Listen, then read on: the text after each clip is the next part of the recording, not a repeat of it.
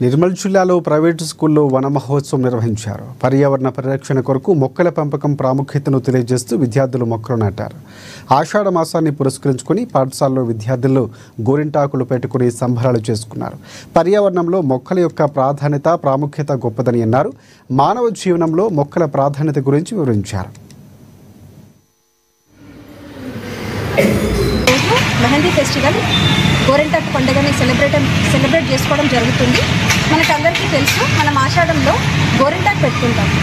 ఎందుకు అంటే మన పూర్వీకులు గోరింటాకుని ఒక ఔషధ గుణంగా ఔషధం అని ఎందుకు అంటున్నానంటే, ఇది సీజనల్ వ్యాధులను తగ్గిస్తుంది. ఊరికే రంగు కోసమో రూపు కోసమో మనం పెట్టుకునేది కాదు గోరింటాకు. అందుకనే ఈరోజు మన స్కూల్లో గోరింటాకు పండుగని జరుపుకోవడం జరుగుతుంది.